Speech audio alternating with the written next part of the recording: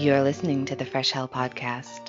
Fresh Hell contains stories of a disturbing and often graphic nature and is intended for a mature audience. Please don't let your kids listen to this, or they might turn out like us.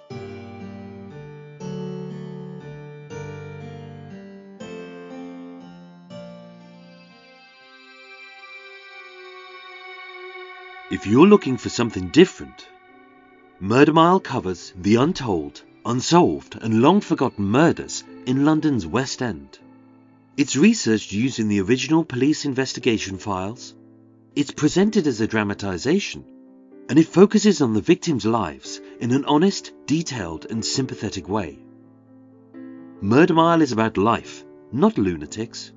So if you love true crime stories about real murders by regular people in everyday places, then Murder Mile is just for you. Murder Mile was nominated one of the best British true crime podcasts of 2018. So if you love things a little bit different, try Murder Mile. Hi, I'm Johanna, and this is the Fresh Hell podcast. I'm Annie, and that was Michael Buchanan Dunn. And you know I'm going to have to be hunting him down for a pint to talk murder the next time I'm in London. His podcast is great. Lots of cases that I think we were both unfamiliar with. His Meander Mile episodes are really interesting. So please give him a listen and tell him we said hi. Okay, and so because we're doing this cross-promotion with Michael, we thought it's fitting that we talk about the Victorian era today. You know, this is when Jack the Ripper was terrorizing Whitechapel, and his work was made so much easier by the pea soupers, you know, the weather event where the intense coal smog and London fog came together, and they made it hard to see the hand in front of your face. So it could be quite dark and dangerous in Victorian times. Yeah, definitely good for films, though, isn't it? Very atmospheric.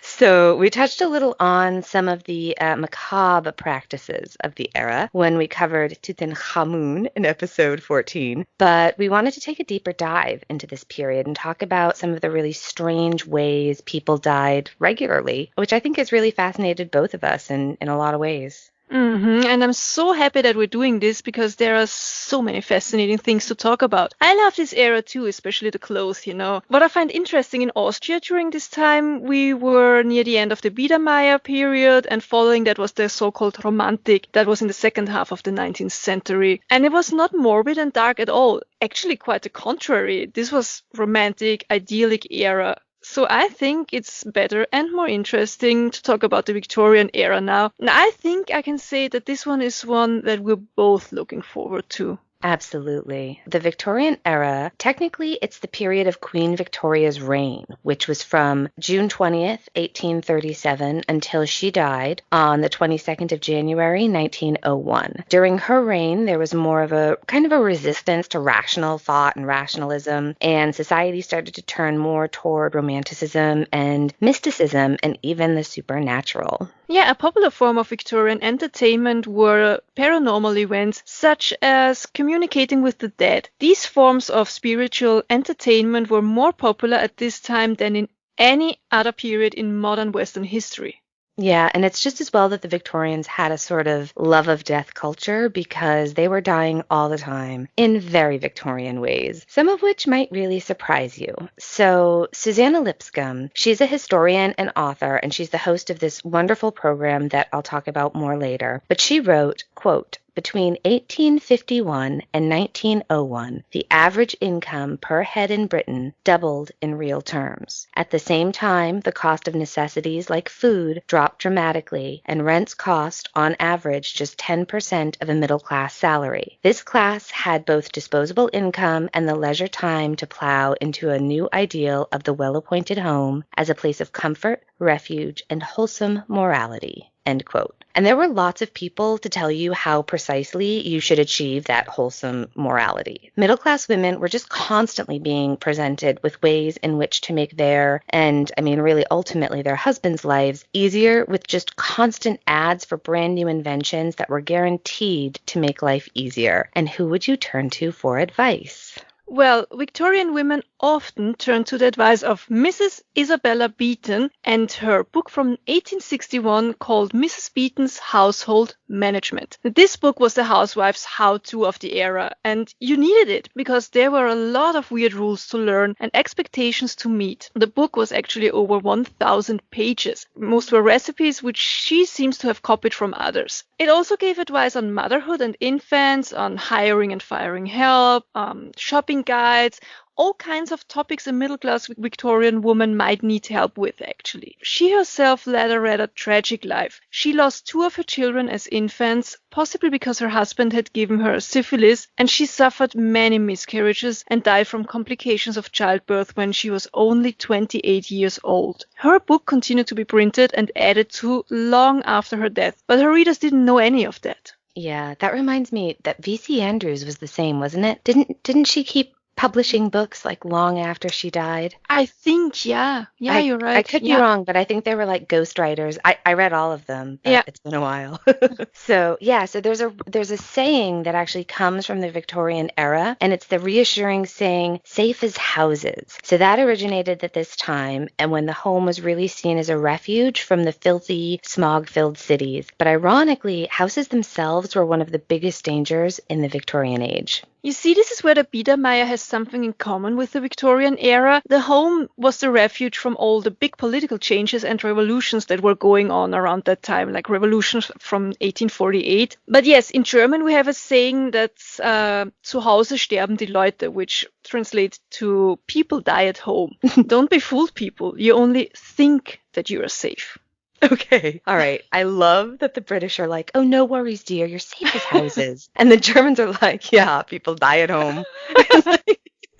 You're right, though. It really should be something more like, well, this place seems safe as houses. You know, it wasn't safe. It was very bad. I mean, it's still, most people die at home. It's true. Through tragic accidents. Do they? Is it really that most people die at home through tragic accidents? I heard that. Yeah. Most accidents happen at home. Let's say it like this. Right. Yes. Yeah. Yes. Absolutely. Very final destination. Back to our story. Let's talk about some of the inventions that were popularized in the Victorian era and how they might kill you horribly. Shall we, please? Yes. Let's. Let's start with an invention that should have been really the most joyous of inventions, the indoor bathroom. So the bathroom as we know and love it today was sort of a Victorian invention. Well, it could be a very dangerous place. The most frightening occurrence wasn't that you might get scalded with bath water. That still happens today. It was actually the possibility that because of the way toilets were first made, flammable gas like methane could leak back into the room from the sewers. So imagine, take a journey with me. It's 2 a.m, and earlier that night, you had a bit of iffy fish. And isn't it wonderful? You don't have to go outside into the freezing rain because you've got a brand new modern bathroom with modern plumbing. And you take your candle and you go into the cold hallway and you open the bathroom door and boom, your toilet explodes. Well, that's no fun. That's a worse toilet death than Elvis. Oh, yeah. I mean, it's a total shit show. I mean, not really. I mean, yeah, they did modify the design so that by the end of the Victorian era, exploding toilets were not really a problem anymore. Although, this did just happen to a Florida family. Their septic tank was struck by lightning and their toilet exploded. Fortunately, no one was hurt, but there's a new worry for you. You're welcome. Well, speaking of gas, natural gas began to be piped into homes in the middle of the 1800s. Now suddenly people could see at night better than they ever could without a candle or paraffin lamp, and gas heated homes more efficiently. Unfortunately, these fancy new gas-powered objects in homes didn't have safety switches well, which led to occasionally filling the room or the entire home with gas, killing everyone sleeping inside. And if you weren't suffocated in your sleep, there are plenty of stories of gas stoves exploding, also killing everyone inside. But most in this period still burned coal in fireplaces and stoves. And I have to admit, to this day I'm a little bit intimidated by gas, even though I would love to have gas for cooking. Oh, yeah, this house This house now is the first time I've ever had gas, and everybody kept telling me how much I would love cooking on a gas stove, but I don't actually like cooking in general, and not surprisingly, having a gas stove did not make me love cooking. It's a shocker. But yeah, no, it makes me nervous too. And it's not, again, I feel like I'm the Debbie Downer with all of these things where it's like toilets were exploding. They don't do that anymore, except this last week in Florida. It just recently, last November, Massachusetts had a major problem with gas explosions and a young boy was killed. All these people were displaced from their homes. It's Yeah.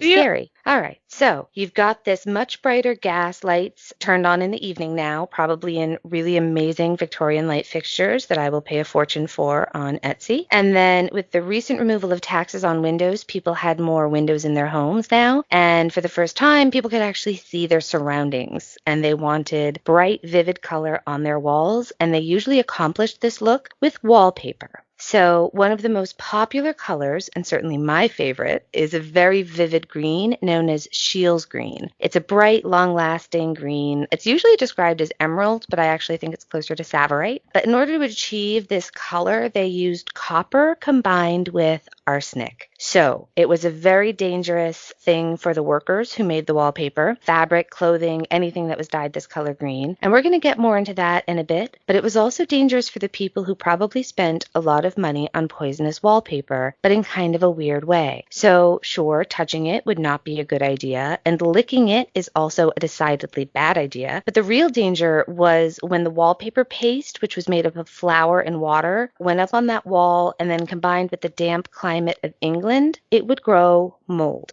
Now, the arsenic would kill most of the mold, but there was one particularly tenacious sort of mold, from what I've understood, that actually turned that arsenic into a gas, which was then inhaled by the entire household. So that's bad. Johanna, I know you're a huge fan of Napoleon Bonaparte. Did you know, I'm sure you did, that some historians think that Napoleon might have suffered from the effects of the green wallpaper that was in his home on the very often damp island of St. Helena?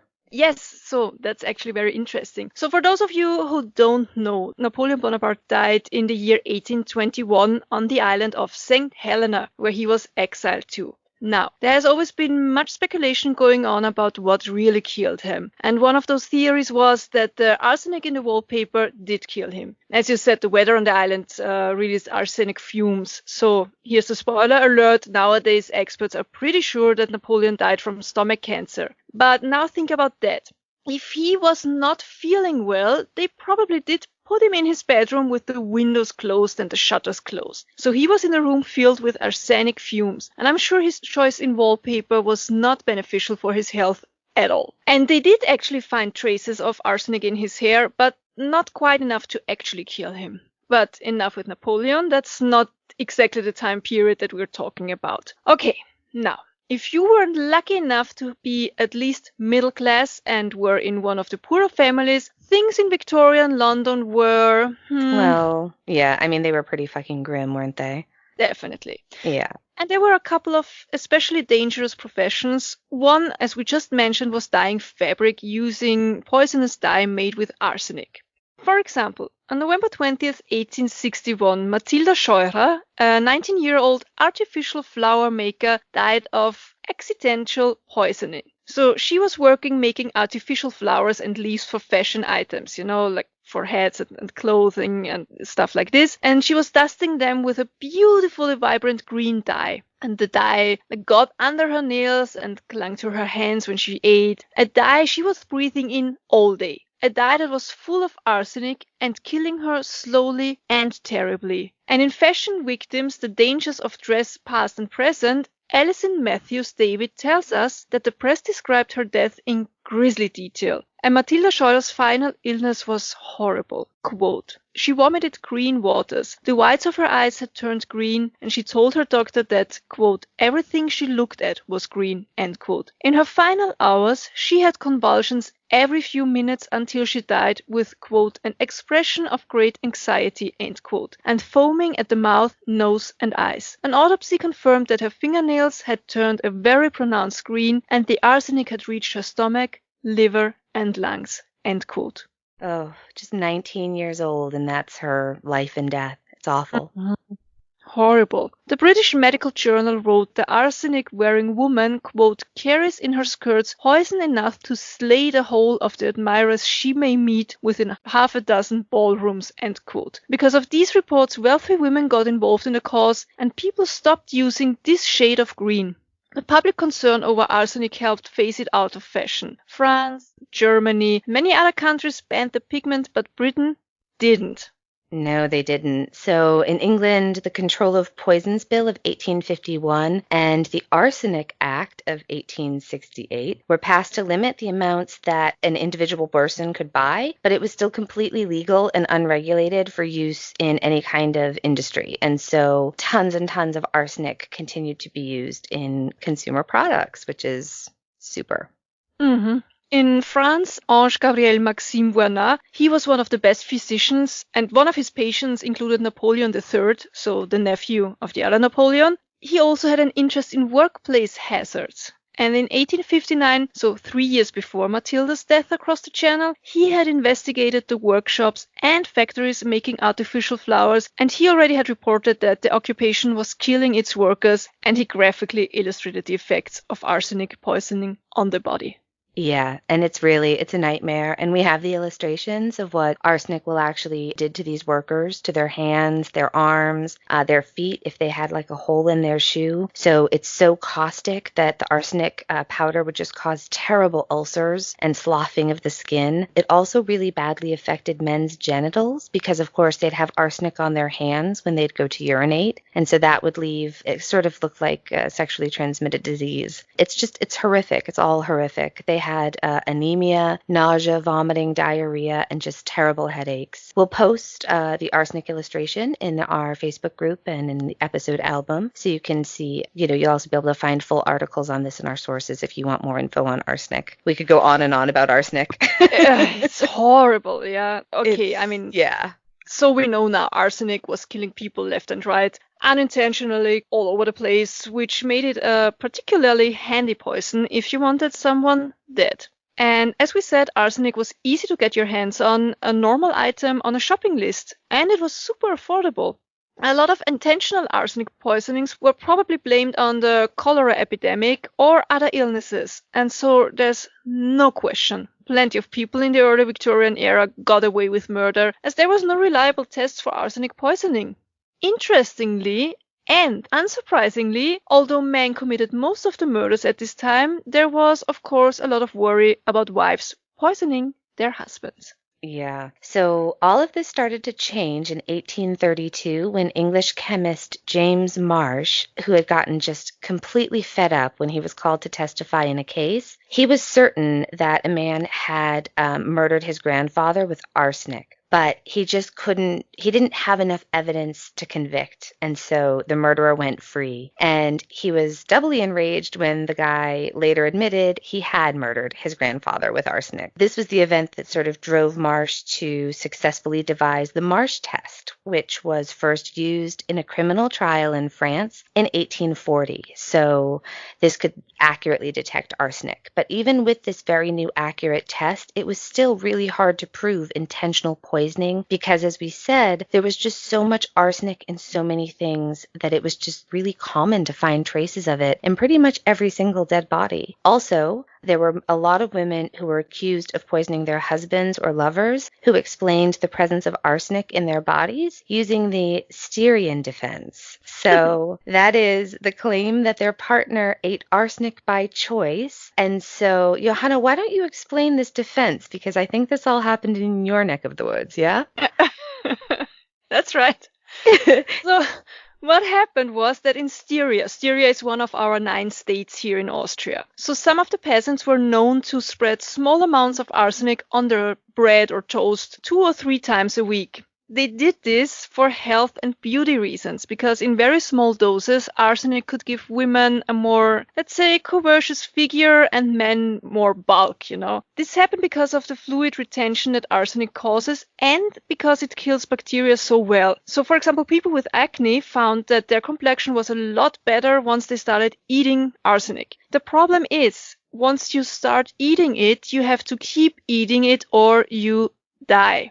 Interesting to mention The so-called Styrian farmers' cocaine was still a thing up until the 1970s here. Yeah, you heard that right. Whoa. Okay, wait. So did they mix it with cocaine or did they just call the arsenic that?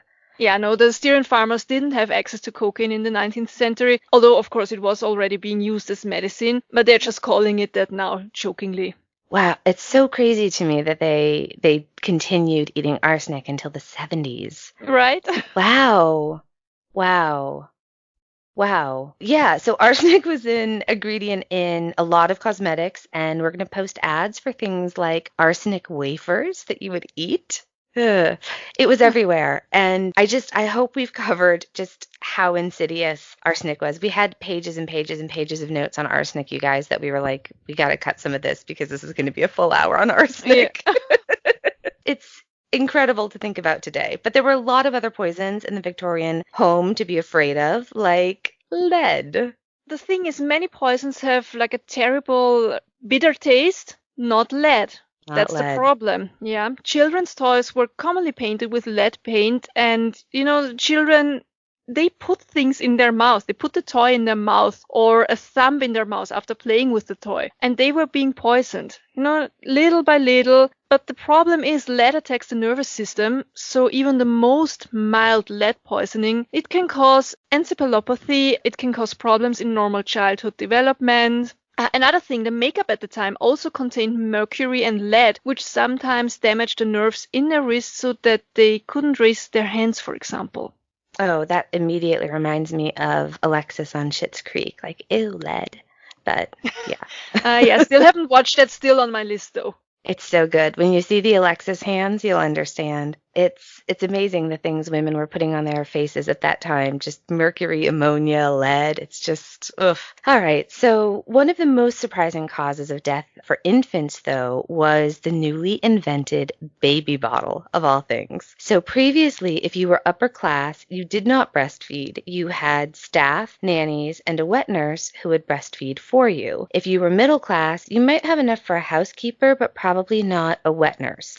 And so the newly popular baby's feeding bottle was a godsend for mothers who had difficulty with, couldn't, or just preferred not to be breastfeeding. And we're not judging the women who preferred not to because there were no nursing bras under a comfortable top back then. It was layers and layers and layers of clothing to get through, including a corset every time the baby needed a feeding. Just getting undressed and redressed would probably take longer than feeding your baby actually would. Oh, that reminds me. There's a great YouTube channel. It's called Prior Attire. And there they show how to properly dress up for a certain era to see if you could do it alone and how long it takes. And she gets it done in around 10 minutes, I think I remember, all by herself. But yeah, still, that's way too long and impractical for breastfeeding. Okay, yeah, no, that sounds like something I would really like. I'm going to check that out. So these bottles, they had a curved shape. I think they were sometimes called banjo bottles. I could be misremembering that, but it made them really, really hard to clean well. And so it was this kind of curvy bottle, and then there was a piece of rubber tubing with a ceramic mouth guard and a rubber teat on the other end of the mouth guard. This bottle would be full of cow's milk or your own breast milk because there were pumps back then, and the baby could feed itself. So great, no problem. The problem? Mrs. Beaton told mothers that the nipple would last 2 to 3 weeks before it needed replacing, and she said it wasn't necessary to wash it in between replacing it. Imagine the Tim Gunn meme where he goes like, bleh. That's me right now.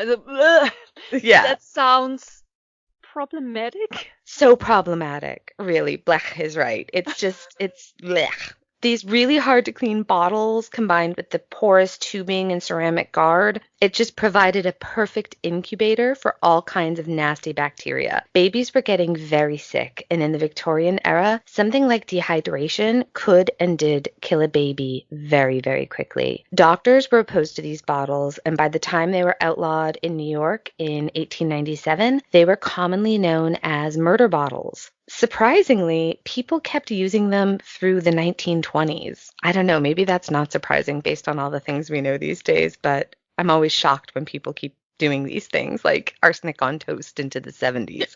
who are these people?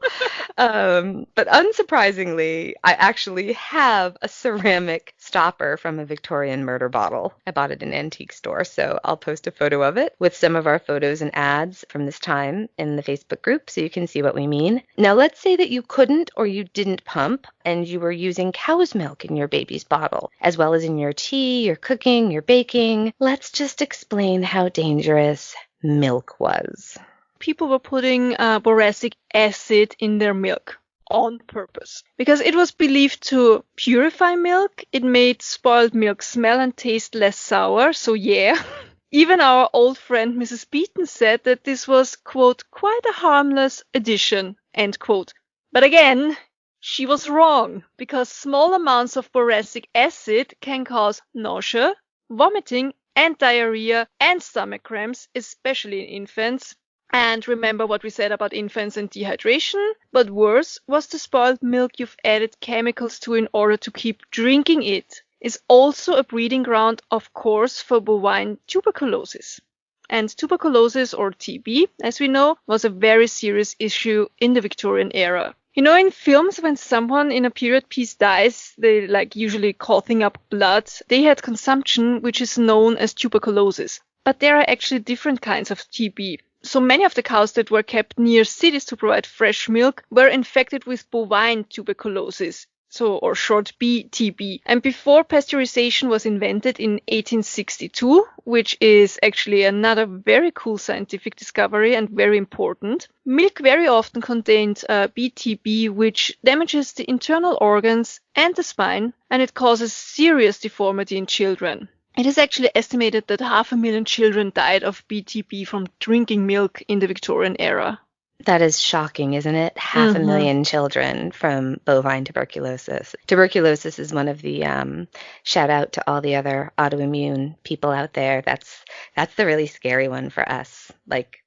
Still have to be super careful about that. But it's so sad. Yeah, Charles Darwin, his 10-year-old daughter, Annie, also, she died of tuberculosis in 1851. He wrote in his personal journal, quote, "We have lost the joy of our household and the solace of our old age. Oh, that she could know now how deeply, how tenderly, we do still and shall ever love her dear joyous face," end quote. Oh, children died all the time from disease, not just TB, but cholera, measles, smallpox, whooping cough, diphtheria, and dysentery. And of course, the younger the child, the more vulnerable they would be. Yeah. In 1856, the future Archbishop of Canterbury, Archibald Tite, lost 5 children in 5 weeks to scarlet fever. Oh, man. Yeah, I think you and I would both have been long dead. Oh, yeah. I had scarlet fever when I was around 6 or 7. It was before 3rd grade, I know that, and it was the summertime, and it was such a bummer. Yeah, I think I had all the diseases when I was a kid. I was such a sick child. Yeah. And it makes you so grateful for antibiotics and vaccines. You know, that's another thing, though. There was a lot of groundbreaking medical research going on. Yeah, there really was. And I think we'll be doing a future episode on some of the medical discoveries and the problems that came along with them, like stealing corpses. Oh, definitely. Yes. Yeah. That will be a very interesting thing, too. Yeah. But it gets worse. So, okay, another thing that you might use regularly on your infant was opium, also known as laudanum, also known as morphine.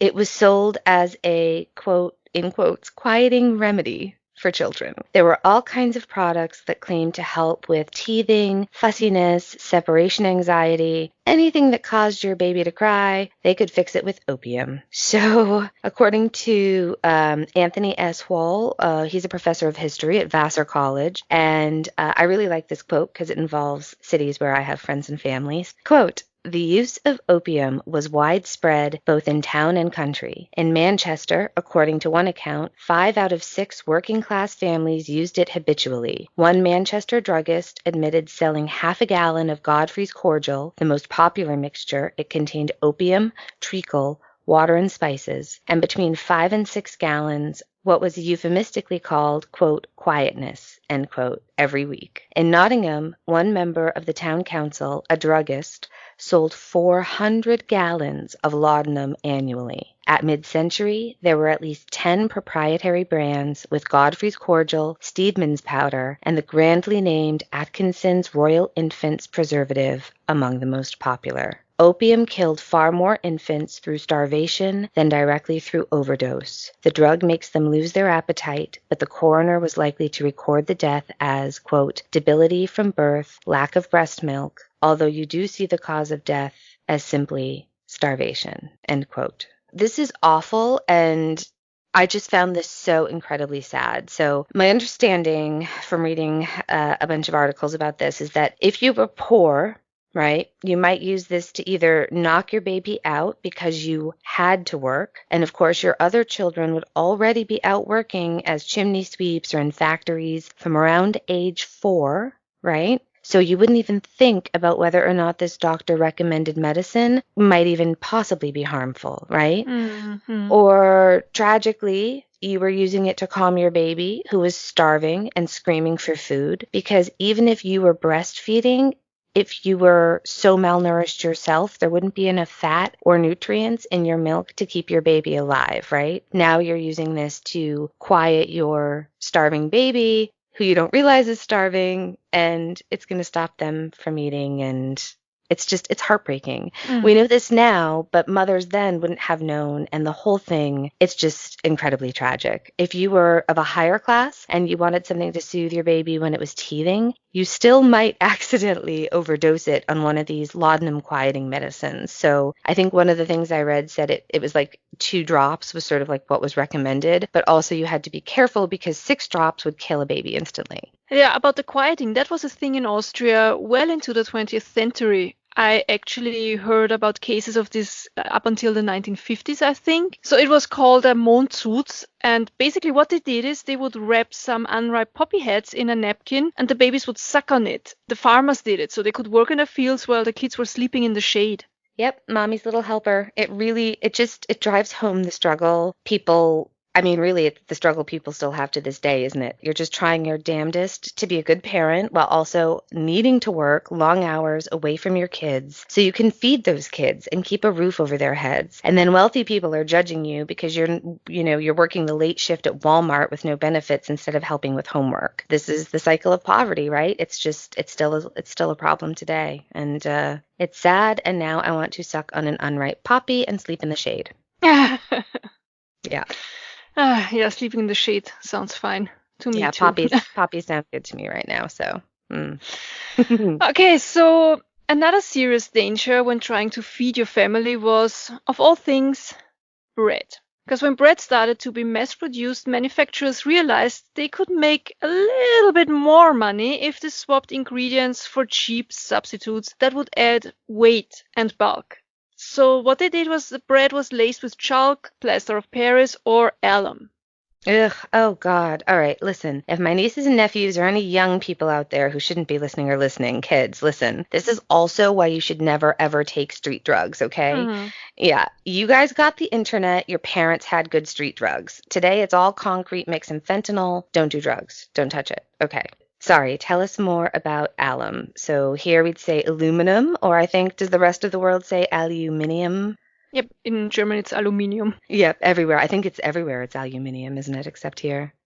So alum is an aluminium compound, and it's still used in detergents, but in the Victorian era, it was used to make bread feel heavier and look whiter. Unfortunately, swapping ingredients led to some problems of malnutrition, but alum also caused bowel problems like constipation or chronic diarrhea, which was, as we've said over and over in this episode already, often fatal for children.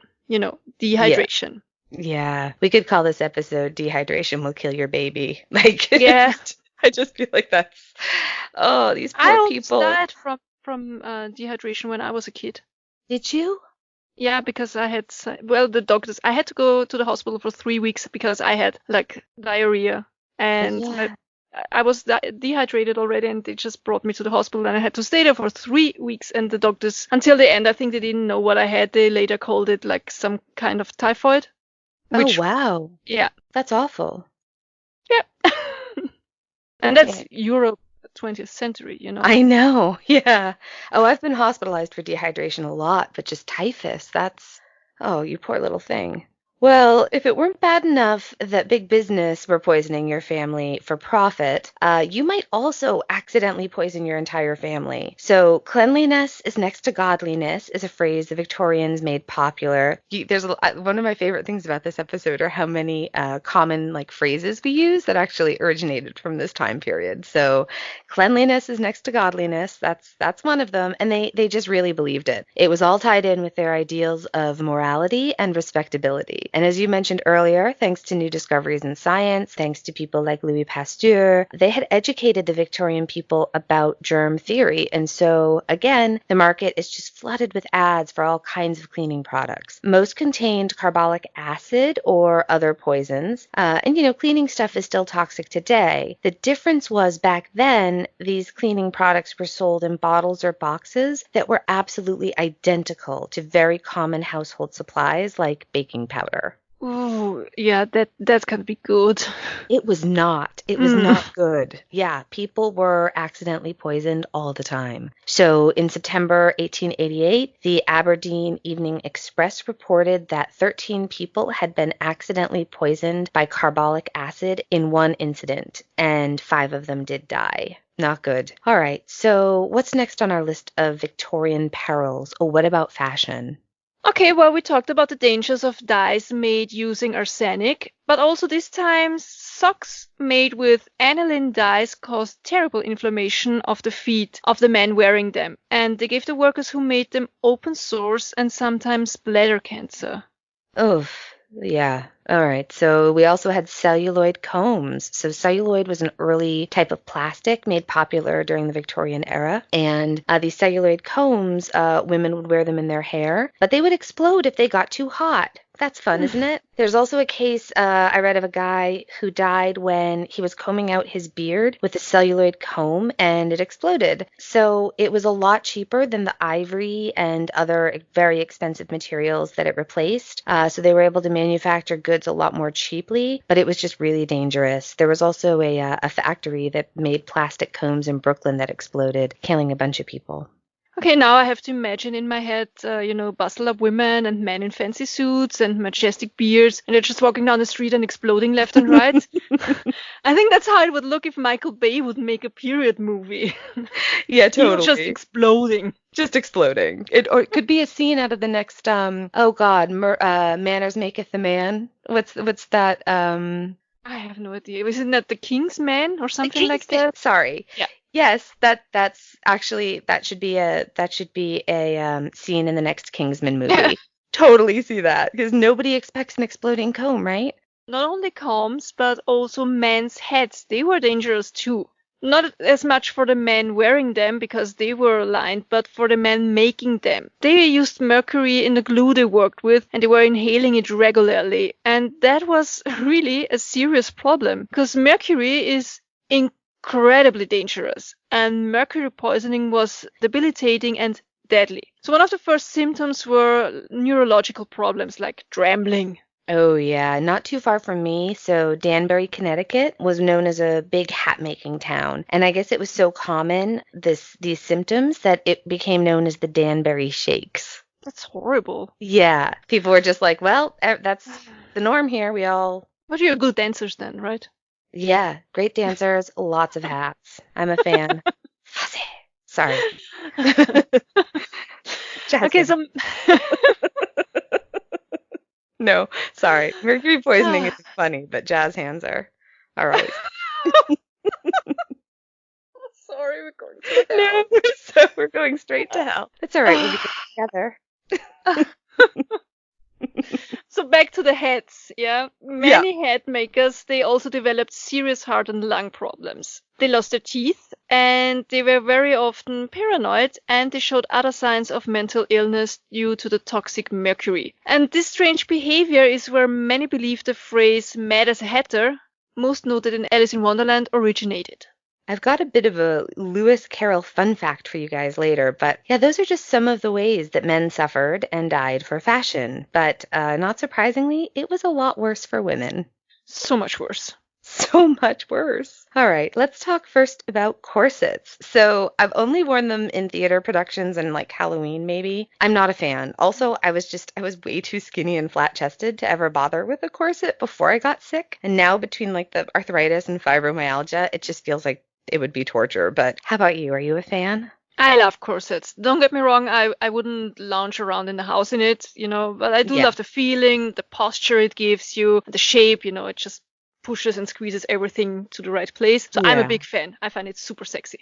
Yeah. Well, you do have the right shape for a corset, so I could see that. But yeah, there's still a lot of debate over how damaging corsets really were, but the real problem seemed to come in the Victorian era when suddenly corsets had little metal eyelets on the back of them to support the laces. So now a woman could tight lace a corset, pulling it much, much tighter than they'd been able to before, because now with those little metal eyelets, the fabric wouldn't just rip away if you pulled the stays too tight like they had done previously, but you had to wear a corset. So this is another fun fact. The term straight-laced, which means like really proper and morally correct, it comes from the laced-up corset, whereas the term loose woman was used to describe women or a woman who didn't lace themselves tightly, or the horror, women who didn't wear a corset at all. Loose women. So yeah, Victorian tight-lace corsets, they could, though, exert just a tremendous amount of pressure on the body, squishing your organs, constricting your lungs, making breathing really difficult. And besides making even just the most basic movements, and really even just sitting, very uncomfortable, never mind work or chores, they also probably contributed to more serious conditions like pneumonia and uterine prolapse. Many women also continued to wear them throughout their pregnancies, which really doesn't seem like a good idea. If a woman had rickets, which was a really common vitamin D deficiency, the Lindbergh baby had this, if you remember from episode 7, her bones could be really deformed easily, and there are x-rays that show like how strangely deformed women's bodies did get due to corsets. And all of these stories, that you hear of women back in the day fainting, swooning, fainting couches, she was just overcome by the vapors. It's because of corsets. I mean, really, a too tight corset combined with terrible air pollution. You probably had tuberculosis. And you were also very, very hot because you had just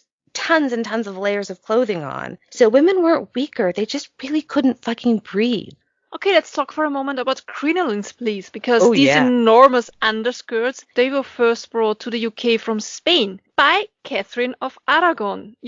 Henry VIII's first wife. According to the Victoria and Albert Museum, quote, the most popular type of stiffened petticoat was made out of horsehair and linen, which earned it the name crinoline. Crin is the French for horsehair and lin the linen thread it was woven with, end quote. So they evolved over the years into the steel-hooped cage crinoline, which was patented in April 1856 by R.C. Millier in Paris, followed by England a few months later, and then the Americas. And this new steel crinoline was incredibly popular. They were worn by every social class, because the invention of the sewing machine in the 1850s meant they could be affordably mass-produced, and the women, they just loved them. They had springy steel structure, which was very light, and they freed women from the ridiculous weight and the heat the layers and layers of heavy petticoats created. And I have to say that's true, because I wore like a smaller version under my wedding dress, and it gave me so much more air. Oh, yeah. Did you wear one? I did. I wore one for my first wedding, yes. It feels nice, right? It did. The problem was it didn't fit. So I bought one for my first wedding, and then I realized I couldn't pack it because I had 2 destination weddings. So when I was going to England, I realized I couldn't fit it, so I had to get an old-fashioned crinoline. And then when it was time to sit down for dinner, I couldn't fit under the table. Yeah. So I had to go with my sister and my best friend and get me half undressed so I could sit down for dinner. They were much more comfortable and hygienic because, let's face it, you weren't sweating or tripping as much. So every woman from royalty to factory workers, they were wearing steel crinolines, but they were also very, very dangerous. Thousands of women died in the mid-19th century as a result of their hooped skirts, catching fire, but we will talk more about this later. Plenty of death happened when hoops were caught in machinery, women were mangled in industrial accidents or carriage wheels where the skirts would get entangled, presumably dragging the women screaming down the street. Yeah, or even I read like a gust of wind. So like you might be blown off a pier only to drown because of the weight of your clothing, which included like a 6 foot wide steel skirt. That one I see mentioned in a lot of articles, like casually mentions women getting blown off piers and sinking. But I don't know that a woman was ever actually blown off a pier. Like I feel like this might have been a cartoon. But if this ever happened to your great great aunt, please email us and tell us everything. So I think this kind of cartoons making fun of the crinolines, they were very popular, where they showed very like super outlandish ways you could die with a crinoline that actually never happened. exactly. They're fun. Yeah, they're really fun, but I have a feeling that the people blowing off the piers is one of those things that just gets lumped in with, because there were lots of dangers though with these huge skirts that definitely happened. So the most common, unfortunately, was fire. Oh, this is so bad. Okay, here are some really notable deaths. In 1861, Fanny Longfellow, she was the wife of the poet Henry Wadsworth Longfellow. They were at home in Cambridge, Massachusetts, and she was playing with her children. I think she was making them wax seals to play with when somehow her dress caught fire. Henry tried to help put the flames out, and a lot of people think that this caused burns to his face, and that's why he wore a beard later in life. But he was absolutely devastated when his wife died of her injuries the next day. Oh, also here in Austria, in 1867, the Archduchess Matilde of Austria was smoking a sneaky cigarette before the family left to attend the theater, and her father had forbidden smoking. So as he approached, Matilda tried to hide the cigarette from her father behind her back, and the lit cigarette touched her gauze dress, and her entire family, they just had to watch in horror as she burned to death. And she was only 18 years old. It's just incredibly sad. Yeah. Another tragedy happened on October 31st, 1871, to Oscar Wilde's half-sisters Mary and Emily Wilde. Now, they were at a Halloween party when one of the sisters danced too close to a candle and the dress caught fire. So the other sister immediately went to help her, and she caught fire herself. And both girls had terrible 2nd and 3rd-degree burns, and they must have suffered terribly before Mary died on November 9th, and Emily only a few days later on November 21st. It's just absolutely horrific. But wait, it gets worse. It always gets worse. Always. All right. Brace yourself. This is bad. In 1863 in Santiago, Chile, between 2,000 and 3,000 people died, mostly women and children, and they died in a church fire. It was a packed house. It was a really important feast day, and so it was really full when an oil lamp caught one of the decorative veils that was hanging from the wall on fire.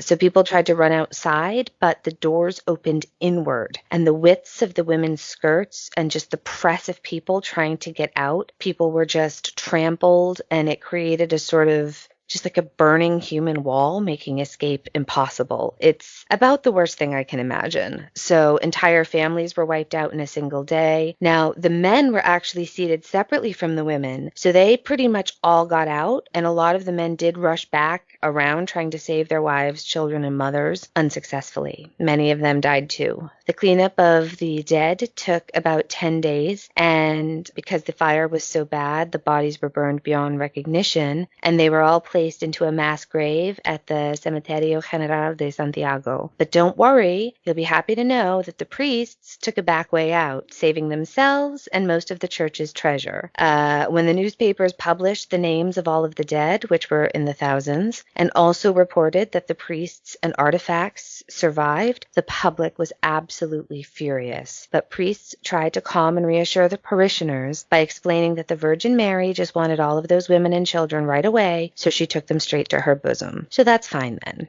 That's so sad. It is. It's awful. It's just awful. And part of the problem is just how combustible they were. So what you were just saying before about how airy it was having that crinoline, that open crinoline just created sort of a chimney effect, allowing air to fuel the fire. And the material was just so flammable that it just would have been so much damage so fast, you know? Fortunately, around 1862, the silhouette of the crinoline started to change from a huge Gone with the Wind bell shape into a silhouette that was it was flat in the front and then bustled more up and back in the behind. It was sort of more of a baby's got back kind of look, if you will.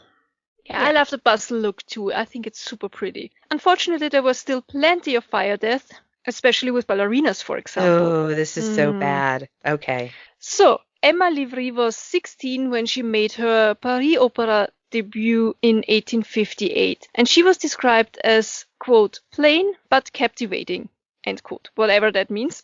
I think it means she was ugly but talented. Could be worse. Listen, I'll take plain but captivating exactly. over beautiful but vapid any day.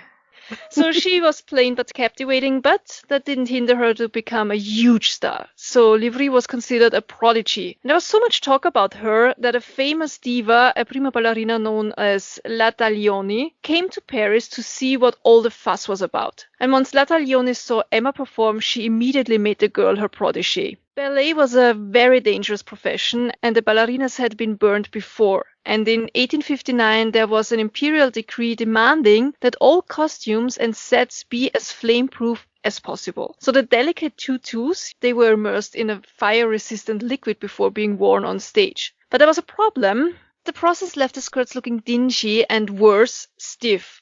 It was losing the delicate drape of the tutu. So despite the risk, it was actually the ballerinas themselves who fought hardest against the new safety measures. Emma was adamant that she would not dance in these treated skirts under any circumstances. Foreshadowing. No, it's fine. She died of old age. Of course not. I'm kidding. It ended terribly for her. Because on November 15th, 1862, she fluffed her skirts too closely to a gas lamp and she went up in flames. Emma Livry ran screaming around the stage. The members of the cast and crew and the audience looked on in horror. Absolute horror. And another dancer and a fireman tried to save her. The emperor later rewarded them for their bravery, by the way, with cash. And they managed to smother the flames by wrapping her in a blanket. She had been holding on to the burning fabric to the torso out of modesty. Isn't that something? I know. And her, so bad. Her You're face on fire, but like, God forbid, yeah, like you can't show anything, not a nipple slipping out anywhere. Yeah. So her face and her chest, they were okay. But according to a doctor in attendance, her thighs, her waist, her back, her shoulders and arms, they were terribly burned. Her mentor, La Taglioni, she rubbed makeup grease into her wounds, believing it would act as an ointment. But the worst part, her corset had melted into her body. Yeah, that's the detail that just horrifies me the most. I just can't. It's so bad. Ballerinas are tough though. And Emma spent 36 hours wrapped in bandages in her dressing room, then another 8 months recuperating before dying of blood poisoning from infections of her burns at the age of 20. But until the very end, she had no regrets. So she suffered horribly for a month, yet remained opposed to fireproofed skirts, saying, quote, yes, they are, as you say, less dangerous, but should I ever return to the stage, I would never think of wearing them. They're so ugly, end quote. She was buried in the Cimetière de Montmartre. The surviving scraps of her costume can be seen in the Musée de l'Opéra in Paris, actually. But her death also inspired safety measures, which is good because new designs for gas lamps, the invention of flame-retardant gauze, and wet blankets hung in the wings just in case. And that's another Victorian term. So, wet blanket. Do you have that same saying in Austria? If you're a wet blanket, it means you ruin fun. Like it was all fun and games until someone extinguished the burning ballerina. No, we only chase away people with wet towels. Just randomly or for like a reason? Well, there's always a good reason to Well, chase away people with wet towels. that's fine then, as long as there's a reason. There are a lot of stories of burning ballerinas, even ballerinas leaping from second-story windows, as was the case with the Gale sisters. I'll post more information about that, but I think we've had enough burning women for the moment. Let's talk a little bit about what needed to be done when someone died in the Victorian era. It was a topic most people were familiar with. People made their wishes known early on, which is something I very strongly encourage people to do today. Young girls were often given death kits for their dolls, which came with mourning clothes and a little casket so they could practice their expected tasks. It's very Wednesday Addams, isn't it? I know, I love it. I would have wanted a funeral Barbie, wouldn't you? Yeah, I think I Yeah. would. Yeah. Yeah, totally. So here's what would happen when someone died in the Victorian era. So first, the clocks would be stopped at the time of death, and then curtains would be drawn, and a wreath tied with black crepe or black ribbon was hung on the front door to alert anybody passing by on the street that a death had occurred. Mirrors were covered with crepe or black veiling to prevent the spirits from getting trapped inside a mirror. Family photographs were turned face down to prevent any relatives or friends of the deceased from being possessed by the spirit of the recently departed. The body was watched over by family and friends every minute until burial, which usually took place 3 or 4 days after death in order to allow travel time for mourners. Watching the body also ensured that you weren't accidentally burying someone who was still alive. This happened back then, so you stayed awake to be sure that they didn't wake up, hence the custom of waking a body. The use of flowers and candles helped to mask odors in the room before embalming became more common later in the period. Johanna, do you like the smell of lilies? They're very, very popular in funeral arrangements because they are so whiffy, but I can't stand the smell. It reminds me of death. Well, I'm very peculiar with smells. Like my husband, he has a hard time finding body wash I can stand, and lilies, they are way too strong for my liking. Yeah, I can't stand lilies. They smell like death. All right, let's talk a little bit about funerals. Well, funerals in Victorian times could not be too elaborate. Even the poorest classes would save for a funeral, even when it meant they did without necessities. And that's how important a proper funeral and avoiding pauper's grave was. So coffins were ornate, hearses and the horses that pulled them were decorated with black ostrich plumes. We touched on this when we covered the Papa sisters in episode 11, if you remember. If not, please go and listen to it. But funerals for children were essentially the same, but everything was white. Professional mourners, known as mutes, would sometimes be hired, looking proper and solemn in the mourning procession. Speaking of looking right for the occasion, a huge industry sprung up which involved funeral rentals. Everything from like clothes to home furnishings, all in a very tasteful black crepe. This was particularly helpful to mourners because at this time it was both unlucky to wear something new to a funeral and it was bad luck to keep mourning clothes in your home once the mourning period has ended. So, yeah. Yeah, that's a real damned if you do, damned if you don't situation there. Like, don't wear anything new to a funeral ever, but also, as soon as you get home from the funeral, throw what you just wore out away. Like, how? Ugh. But you could switch with your friends, like in Trade. That's a good idea. So both in Europe and the Americas, the deceased were carried out of the house feet first in order to prevent the spirit from beckoning another member of the family to follow them. Yeah, I think it's still bad luck in a lot of countries to sleep with your feet facing the bedroom door, but we do. Well, we have the same here, but sometimes the layout of the house doesn't allow any other way to place your bed. What are you supposed to do? Yeah, exactly. Okay, so, here's my favorite. I think this might be my favorite part of this episode. So let's talk about memento mori, or, remember you must die, and the practice of death photography. So I know a lot of you have heard that the Victorians would often take photographs with their deceased loved ones, and this is true. Photography was not crazy expensive at the time, but it wasn't cheap either. And so often it was just the realization that they'd never see a loved one again that made the decision to spend that money a little bit of an easier choice, right? But there are some big, big myths out there about this practice. And the big one is that there were devices that were used to prop up dead bodies into realistic standing positions or even upright sitting positions. I actually believed this was true until I started doing the research for this part of the podcast. So there were supporting devices used in Victorian photography. We have pictures of them, we'll share them, but they were used to help hold living people very still because photography was still a newish invention and the exposures were a lot longer than they are today. So they had these like braces, stands, supports, different like things to try to keep you as still as possible because otherwise you would be blurry. These stands were not used to prop the dead up, no matter what Pinterest says. Okay? Now, there are photos of people holding up dead people, but the people, they look dead. If the person looks alive and they're not like slumped over, then the odds are they are alive. So flash techniques at the time would often wash out light-colored eyes, which made them look really creepy, but they're not dead. If someone's eyes are closed in a photo, they might just have blinked. They're not necessarily dead. There are so many mislabeled death photos of living people. And one of the most famous is a photo claiming to be of a dead man sitting with him in a chair and his arm is bent and his hand is holding up his head. And you see like quotes like, look how clever they were posing this man to look so realistic. And it's like, well, yeah, because that's Lewis Carroll and he is absolutely alive when that photo was taken.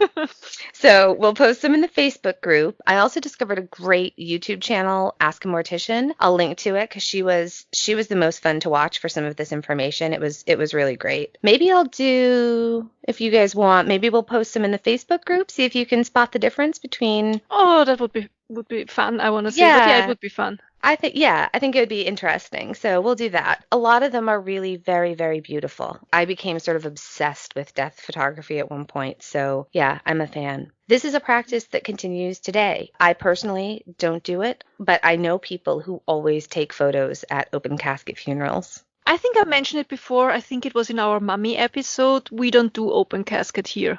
Yeah, I know. And I don't know when or why that changed in England because they don't do it there either and they find it weird and creepy. But here, a wake is still the norm. Sometimes it's called a visitation or viewing. You go to the funeral home, the casket is there. It's usually open casket showing the embalmed body. The family are next to the casket. You get in line. You give your condolences to the family, and then you go on to the casket. It's not uncommon to see people touch or even kiss the body in the casket. That I have done. I haven't taken pictures of them, but I have touched and kissed people in caskets. Some people do take photos. There might also then be, like a separate religious funeral and then, of course, the burial. And our funeral processions are still based on the Victorian custom with a hearse followed by mourners. I just don't know when the casket thing became such a ditch, you know what I mean? Because it was done everywhere for a long time. So, like, why are we still doing it, but the rest of the world is like, oh, no, that's, it's interesting. Yeah. Somebody knows. Yeah, true. Let me know.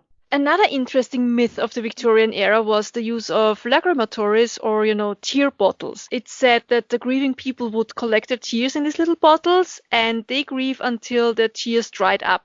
But from everything we found, this was not a thing. These bottles have been tested and for the most part they seem to have contained perfume. Yeah, it's a bummer, isn't it? It's a cool idea. Yeah, I think they were made really popular too by the book The Divine Secrets of the Yaya Sisterhood, which was a great book, but it just repopularized them, but it's just in fiction. It's not, they weren't a thing. Something that was a thing though were death dolls. These were like life-size wax dolls that resembled a dead infant or child, and they'd be made usually using hair from the actual deceased child. Often they would be left on a grave, and sometimes they'd be sort of kept in the home and treasured.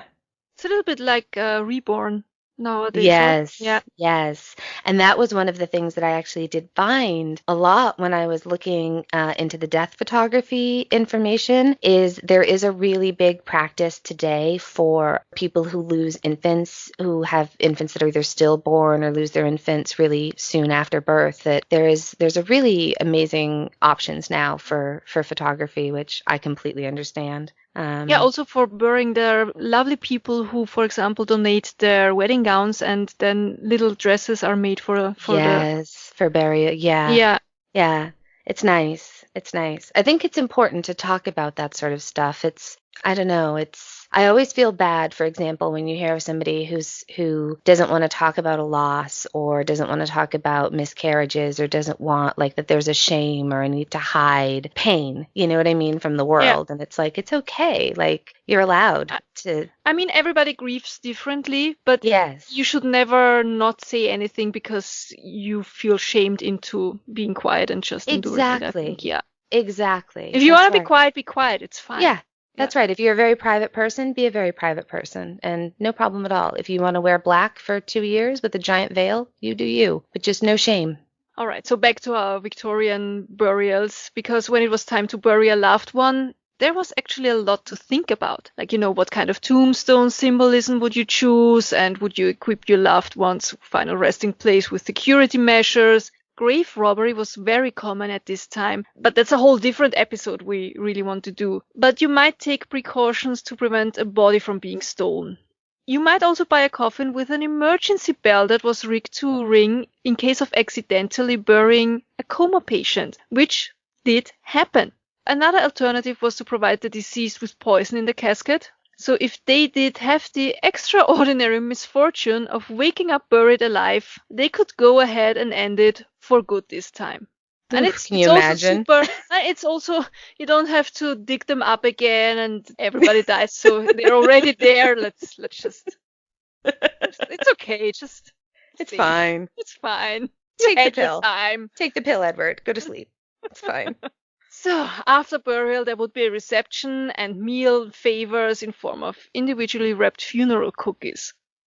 Yeah, that's all very similar to what we still do today. Not favors though, but although actually when my late husband died, rather than traditional prayer cards, I had bookmarks made from paper that had wildflower seeds in it, and it had a poem on it, the W.H. Auden, Stop All the Clocks. So that's a bit topical, isn't it? But yeah, never mind. I totally had favors at a funeral. I think that's lovely with the wildflower seeds. Yeah, it just seemed like a nice It's thing to do. lovely, yeah. Doesn't surprise me at all that you did that. The last things that you do, the funeral planning, it's kind of a gift, really. I think anybody who's lost someone and had to do this understands it's like it's the last loving thing you do for the person you lost. And because when you lose someone that you're very close to, it's generally not until after the funeral that you really face your grief. You're just way too busy with arrangements, and that's a blessing. When Queen Victoria lost Albert, she went into deep mourning, and she was really never out of mourning clothes for the rest of her life. Our Empress Elizabeth did the same. After her son died by suicide, she wore black for the rest of her life. Yeah, I get it. And I kind of like it, as long as it's not mandatory, if that makes sense. But back then, it was also really improper to even contact a widow for a full year. So on the flip side, you were very, very alone in your grief during that time. Here's a quote from avictorian.com. This kind of helps drive home how complicated mourning would have been. So, quote, the length of mourning depended on your relationship to the deceased. The different periods of mourning dictated by society were expected to reflect your natural period of grief. Widows were expected to wear full mourning for 2 years. Everyone else presumably suffered less. For children, mourning parents, or vice versa, the period of time was 1 year. For grandparents and siblings, 6 months. For aunts and uncles, 2 months. For great uncles and aunts, 6 weeks. For first cousins, 4 weeks. End quote. So yeah, after the first year of deep mourning, a widow could wear jewelry again, but only certain stones. And often they would just wear memorial jewelry, which was generally made from woven hair, like really ornate woven locks of hair of the deceased. Also, after the first year, a widow could change out of the very stiff, uncomfortable, and dull matte black crepe gowns and veils and into black silk gowns. So that's a great change, isn't it? She'd still be all in black for at least another year, though, and it really wouldn't be uncommon at all to be in sort of obligatory black for the rest of your life. And men, I think they just added a dark armband to their suit. People often lived in black because the death rate, it was so high. According to a report of the Medical Office of Health for the City of London in 1849, 12 years after Queen Victoria's reign began, the death rate for children under 5 years of age was around 33% in some areas of London. Also, the Civil War was happening in the US, along with the Great Famine in Ireland. Oh, and the British were in 5 different wars during this time, so there was a lot of loss, and people were, and still are today, desperate to have contact with the deceased loved ones. Yeah, I went to mediums after my first husband died. Some were terrible, but a few were actually pretty interesting. Have you ever been to one? No, no, you know I'm a huge skeptic, but I that doesn't do. mean that I would ever play around with, some of the devices for contacting the dead. Better safe than sorry, I think. Oh, yeah, I agree. One of the best known methods for contacting the dead in modern times is, of course, the Ouija board, and it was created by a toy company in 1891, towards the end of the Victorian era, and ads claimed that it could answer questions about the past with accuracy and provided a link between the living world and the one inhabited by the dead. I actually have a kind of terrifying Ouija board story, but I'm still not even comfortable really talking about it. So one of these days we'll talk about it. Yeah, I think we need to do another entire episode just on like the Fox sisters and the start of this whole time and mediums and psychics. And The I wonder if we could, Warrens. yeah, yes, yes. Well, you know that one, yes. Mm. So the last point I want to make about this era is it gave us the Winchester Mystery House. Talk about house porn. Have you been? No, I haven't, but it's on my list of places to visit. Okay, we need to do like a group. Let's all go to the Winchester Mystery House. So it's really one of my absolute favorite places in the world. It's the epitome of the Victorian era, really, in a way. So Sarah Winchester married into the Winchester family. They made rifles, not just any rifle, but the repeater, which meant that you didn't have like two shots before you then had to stand up and then you were a target for about a minute while you reloaded another two shots into your rifle, which had been the norm. So the Winchester, they made this new rifle, which became known as the gun that won the West. It fired like 15 or 16 shots before it needed to be reloaded. It was just unbelievable at the time. Confederates called it, quote, that damn Yankee rifle you can load on Sunday and shoot all week, end quote, which is kind of a fun quote. When Sarah lost both her husband and her child, she went to psychics, which was very common back then. And the psychics told her that the deaths of her husband and child were caused by angry spirits of the countless numbers of people, many who were Native American, who had been killed with Winchester guns. So, as instructed by the psychic, she went west and built this absolutely enormous house with really odd features to confuse the spirits. She had a special room for seances. She slept in a different bedroom every night so the spirits couldn't find her, which wasn't that hard because she had a lot to choose from. I think there are 40 bedrooms in the mansion. There's like stairways that go into ceilings and doors on third floors that just open to a sheer drop to the cobblestones below. It's amazing. I'd love to do an entire episode on the house, but it really encapsulates everything I just really love about the era in one story. Just love, loss, innovation, eccentricity, the arts, death, the Winchester Mystery House. We should do a trip there.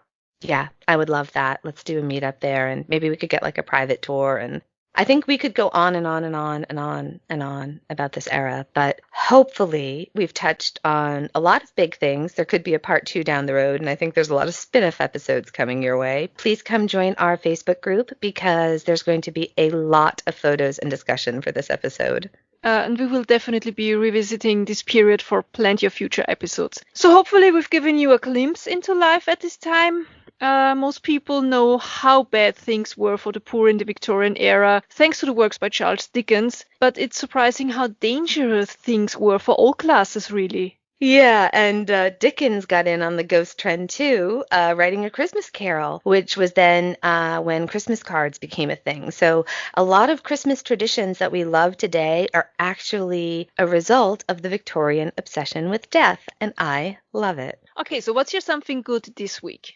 Okay, so the first is a BBC program that I watched. I mentioned it at the beginning of this episode. I saw it years ago, and I was just fascinated with it. It was called Hidden Killers of the Victorian Home, and it's hosted by Susanna Lipscomb, the historian I mentioned in the beginning. Link to the program. It is available on, I think, on Amazon and definitely YouTube, and she does episodes on the Edwardian home and the Tudor home as well. It's fascinating. I really love it. I think I've mentioned the show Victoria on the podcast before, but that is definitely recommended watching. It is amazing. And then I think it's Ask a Mortician is the YouTube channel that I've just recently discovered. She's a delight. I'm going to link to her too. So those were things I really enjoyed this week. How about you? So my something good this week is a recommendation. It's one of my favorite movies that is set in London during the 18th century. I know many people love like Bronte style movies that play in this era. I have to admit they're not really my cup of tea. So I want to recommend The Prestige by Christopher Nolan. It stars Christian Bale, Hugh Jackman, Michael Caine, and David Bowie as Nikola Tesla.